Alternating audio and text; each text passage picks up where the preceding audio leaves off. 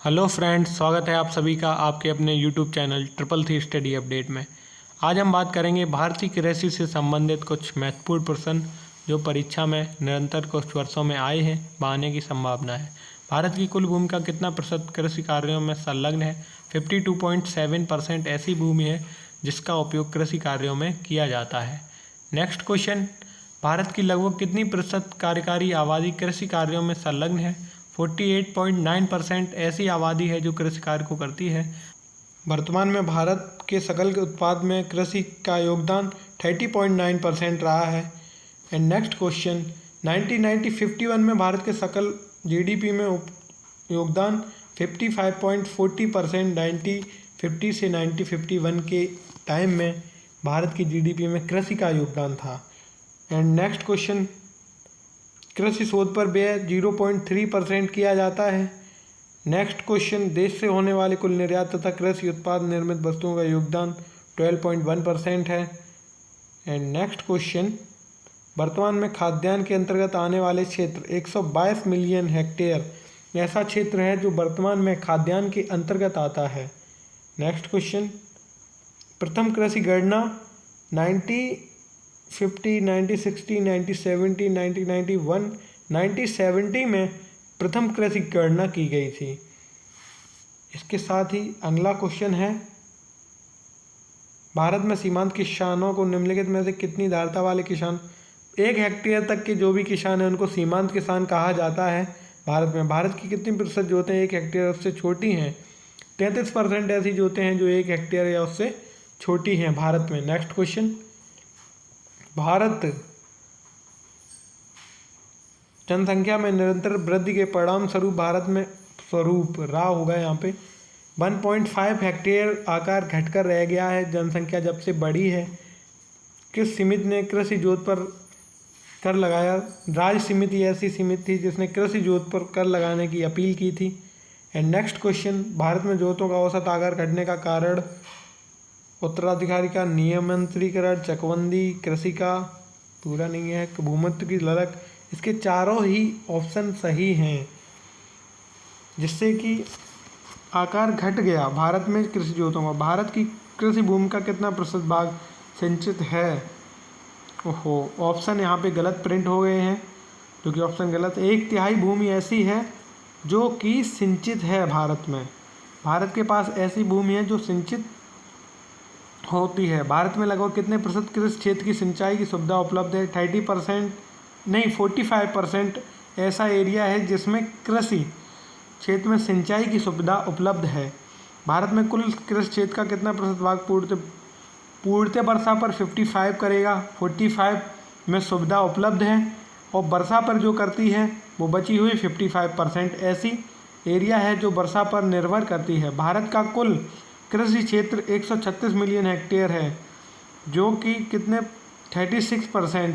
भारत की कुल सिंचित भूमि का कितना हिस्सा नहरों 36% नहरों द्वारा सिंचित है जो कि सर्वाधिक है। नेक्स्ट क्वेश्चन, भारत में सिंचाई का सर्वप्रथम स्रोत नहरें, तालाब, कुआं व नलकूप सर्वप्रथम स्रोत है भारत में सिंचाई का। नेक्स्ट क्वेश्चन, भारत में सिंचाई के स्रोतों का बृहत, मध्य और लघु 3 श्रेणियों में बृहत सिंचाई 10,000 हेक्टेयर की जो भी भूमि रखती है उसको बृहत सिंचाई अंतर्गत रखा जाता है। भारत में लगभग 10,000 लघु सिंचाई योजना में 2,500 हेक्टेयर भूमि होनी चाहिए, तब तक उसको लघु सिंचाई या होनी चाहिए या उससे कम होनी चाहिए, उसे लघु सिंचाई योजना कहते हैं। भूमिगत जल के सिंचाई हेतु उपयोग को संभव बनाने हेतु सर्वाधिक उपयोग में किया जाता, लघु सिंचाई योजना का सर्वाधिक उपयोग में लाया जाता है। सिंचाई विशेषज्ञों के अनुसार भारत की कितनी भूमि पर अधिकतम सिंचाई सुविधाओं का विस्तार किया जा सकता है? 114 मिलियन हेक्टेयर भूमि पर। एक समान क्षेत्र में विकास कार्यक्रम CADP का मौलिक उद्देश्य भारत में सिंचाई के साधनों की क्षमता और उनके सदुपयोग के मध्य अंतर को न्यूनतम करना। द ऑप्शन सही है। नेक्स्ट क्वेश्चन, एक कमान क्षेत्र विकास कार्यक्रम के अंतर्गत शामिल नहीं है। नहरों से जल के विद्युत हेतु पक्की नालियों का निर्माण, खेतों की ढाल को बंद करना तथा समतल बनाना, व्यक्तिगत जोतों को न्याय संगत तरीके से उपलब्ध चक्री आपूर्ति कराना। इसका ऑप्शन जो कि है सही, अधिकांश आवश्यकता के समय पर जल उपलब्ध नहीं। इसके चारों ही ऑप्शन सही हैं। सिंचाई परियोजना समय पर पूर्ण नहीं हो पाती हैं। जल के वितरण हेतु नालिकाओं का निर्माण पूर्ण नहीं होता है। कृषि सिंचाई सुविधाओं का सदुपयोग प्रति जागरूक नहीं होता है। चारों ऑप्शन इसके सही हैं। एक बार ऊपर फिर से देख लेते हैं ऑप्शन क्या क्या है। अधिकांशतः आवश्यकता के समय। भारत के प्रथम प्रधानमंत्री जवाहरलाल नेहरू ने किसे आधुनिक भारत के मंदिर, प्राचीन काल के मंदिरों के आधुनिक रूपों को पंडित जवाहरलाल नेहरू ने आधुनिक भारत का मंदिर कहा है। कितने सिंचाई कमान क्षेत्र वाली परियोजनाओं को बृहद सिंचाई परियोजना के रूप में वर्गीकृत किया गया। यहाँ पर भी रू होना चाहिए रूप में। अब जो 10,000 हेक्टेयर से अधिक हैं, ये लास्ट क्वेश्चन में भी आया था, उनको बृहद सिंचाई योजना के रूप में। दक्षिण पश्चिम मानसून किस राज्य में सर्वप्रथम? केरल। जो दक्षिण पश्चिम मानसून है सर्वप्रथम केरल राज्य में इंटर करता है सबसे पहले। एंड उसके बाद नेक्स्ट क्वेश्चन है 31। भारत में हरित क्रांति किस क्षेत्र में सर्वाधिक सफल रही है? गेहूं और चावल के क्षेत्र में हरित क्रांति सर्वाधिक सफल रही है, जो कि यूपी तथा पंजाब में हरित क्रांति ने सबसे ज़्यादा रिकॉर्ड बनाए। सबसे ज़्यादा भारत में हरित क्रांति का सर्वाधिक प्रभाव किस फसल का? गेहूं पर पड़ा है। सबसे ज़्यादा प्रभाव गेहूं पर पड़ा है। हरित क्रांति के फलस्वरूप देश में कुल खाद्यान्न में निम्नलिखित में से किसका अंश कम हो गया? मोटा अनाज, जितनी भी दालें हैं उनका जो अंश है वो कम हो गया। गेहूं और चावल प्लस मक्का, इनका अंश बहुत बढ़ गया। हरित क्रांति के दौरान भारत में चावल का उत्पादन तेजी से बढ़ा, अपरिवर्तित रहा। इसमें थोड़ी सी कन्फ्यूजन है मुझे। हरित क्रांति के दौरान जो कि चावल का उत्पादन था, गेहूं का भी बढ़ा, तेज़ी से बढ़ा ही होना चाहिए सही, लेकिन एक बार देख लेना। मैं इसको अपरिवर्तित रहा, चलो इसको क्रॉस करते हैं। अपरिवर्तित रहा, आंशिक घटा, आंशिक बढ़ा, अपरिवर्तित रहा भी सही कर देते हैं। दोनों देख लेना आपने, ठीक है, जो कुछ भी हो, मैं इस पर क्लियर नहीं हूँ। एंड नेक्स्ट क्वेश्चन, हरित क्रांति के दौरान मोटे अनाजों दलहन का उत्पादन। भैया ये तो 100% घटा है। मोटे अनाज सभी घटे हैं। भारतीय कृषि क्षेत्र में अधिक उपज वाली किस्मों का कार्यक्रम शुरू किया गया 1966 में, जो कि सी ऑप्शन सही है। नेक्स्ट क्वेश्चन, हरित क्रांति का सर्वाधिक निराशाजनक परिणाम किस? दलहन के में सबसे निराशाजनक देखा गया। बाकी तिलहन, सोयाबीन भी कम हुई हैं। निम्नलिखित में से कौन सा हरित क्रांति के परिणाम स्वरूप, यहाँ भी रू होना चाहिए, नहीं हुआ? भारत के विभिन्न राज्यों के बीच असमानता में अमीरों ने तमें मोटे अनाजों के अधीन क्षेत्रफल में वृद्धि, इसका दा सही है।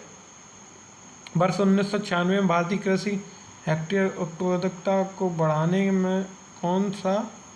क्वेश्चन कंप्लीट नहीं है, इसे नीचे करो। HYBP एक ऐसी संस्था थी जिसने योजना चलाई थी उत्पादकता को बढ़ाने के लिए। सी ऑप्शन इसका राइट ऑप्शन है।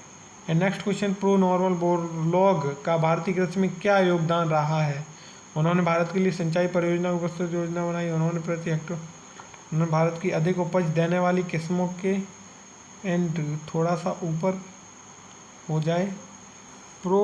उन्होंने भारत में अधिक उपज देने वाली किस्मों के उपयोग की युक्ति बताई। भारत में हरित क्रांति के जनक MS स्वामीनाथन को हरित क्रांति का जनक माना जाता है।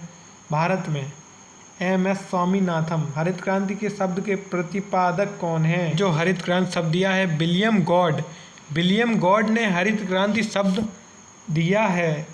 MS स्वामीनाथन भारत के जनक हैं, व विलियम गॉड जो कि भारत प्रतिपादक हैं, जिन्होंने हरित क्रांति शब्द को इंट्रोड्यूस किया था सर्वप्रथम। गहन कृषि जिला कार्यक्रम कब प्रारंभ किया गया था? 1960-61 में।